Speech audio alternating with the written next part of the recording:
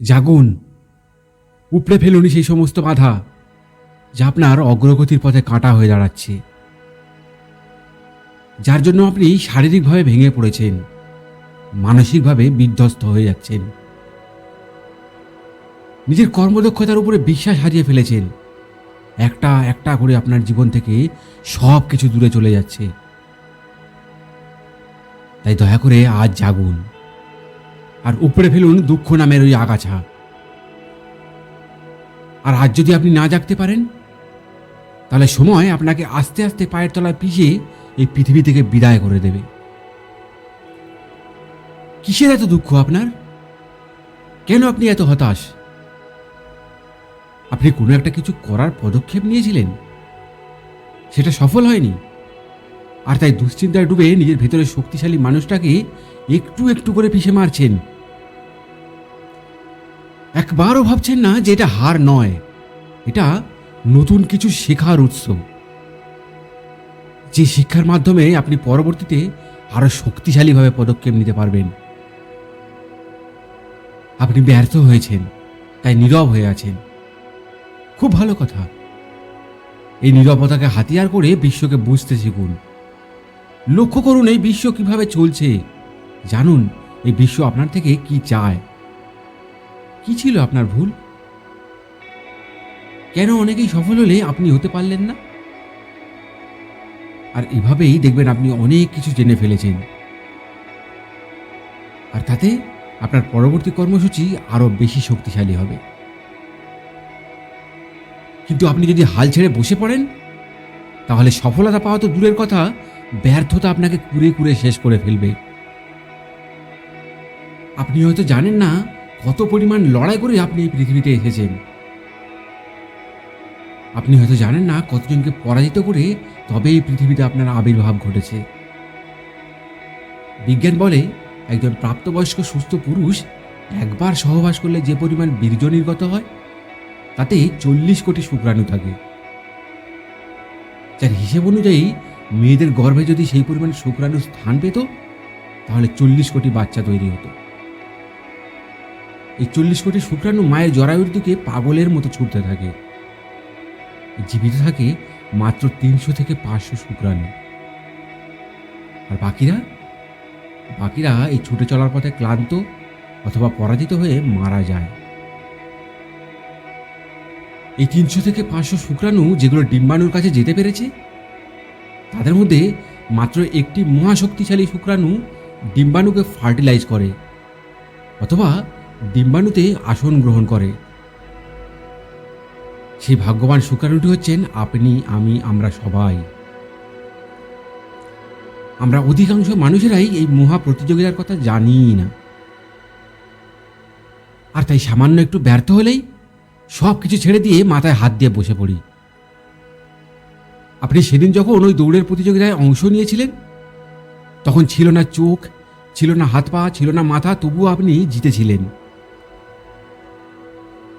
আপনি সেদিন যখন ওই দৌড় দিয়েছিলেন, তখন আপনার ছিল না কোনো সার্টিফিকেট, ছিল না মস্তিষ্ক, তবুও আপনি জিতেছিলেন। আপনি সেদিন যখন দৌড় দিয়েছিলেন, তখন আপনার ছিল না কোনো শিক্ষা, কেউ সাহায্য করেনি, তবুও আপনি জিতেছিলেন। আপনি সেদিন যখন দৌড় দিয়েছিলেন, তখন আপনার একটাই গন্তব্য ছিল, সেই গন্তব্যের দিকে উদ্দেশ্য ঠিক রেখে একা একাগ্রচিত্তে দৌড় দিয়েছিলেন এবং শেষে আপনিই জিতেছিলেন। বহু বাচ্চা মায়ের পেটেই নষ্ট হয়ে যায়, কিন্তু আপনি মারা যাননি, পুরো 10টি মাস পূর্ণ করতে পেরেছেন। বহু বাচ্চা জন্মের সময়ও মারা যায়, কিন্তু আপনি টিকে গেছিলেন। বহু বাচ্চা জন্মের প্রথম 5 বছরের মধ্যেই মারা যায়, কিন্তু আপনি তখনও বেঁচে গেছেন। অনেক শিশু অপুষ্টিতেই মারা যায়, কিন্তু আপনার কিছুই হয়নি। বড় হওয়ার পথে অনেকেই দুনিয়া থেকে বিদায় নিয়েছে, কিন্তু আপনি এখনো রয়ে গেছেন। আর আজ সামান্য একটা কিছু হলেই আপনি ঘাবড়ে যান, নিরাশ হয়ে পড়েন। কিন্তু কেন? কেন ভাবছেন আপনি হেরে গেছেন? কেন আপনি আত্মবিশ্বাস হারিয়ে ফেলেছেন? এখন তো আপনার বন্ধু বান্ধব, ভাই বোন, সার্টিফিকেট সব কিছু আছে, হাত পা আছে, শিক্ষা আছে, প্ল্যান করার মতো মস্তিষ্ক রয়েছে, সাহায্য করার মতো মানুষ আছে। তবু আপনি আশা হারিয়ে ফেলছেন কেন?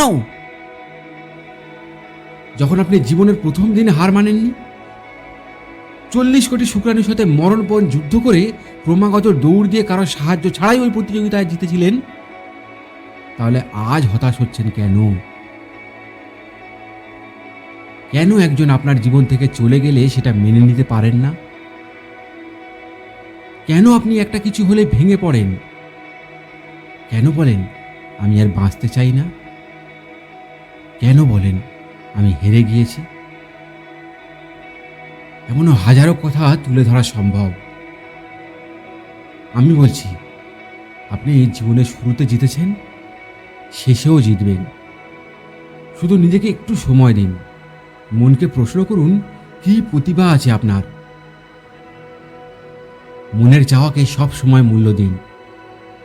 জীবনে ঘটে যাওয়া সমস্ত ভালো খারাপ ঘটনার জন্য ঈশ্বরকে দিনের শেষে একবার ধন্যবাদ জানান। দেখবেন আপনি জিতে গেছেন। শুধু নিজের মনের জোর নিয়ে যুদ্ধটা করতে শিখুন, যুদ্ধটা করতে থাকুন। মনকে বারবার বোঝান যে যুদ্ধটা আপনার, আপনাকে যে কোনো পরিস্থিতিতেই যুদ্ধটা জিততেই হবে। দেখবেন আপনাকে সফল হওয়া থেকে এই পৃথিবীর কোনো শক্তি আটকাতে পারবে না। একটা লক্ষ্য স্থির করে সেই লক্ষ্যের পথে ক্রমাগত অবিচল থেকে এগিয়ে চলুন। আজ না হোক কাল সফলতা আপনাকে ধরা দেবেই। নমস্কার, ভালো থাকবেন।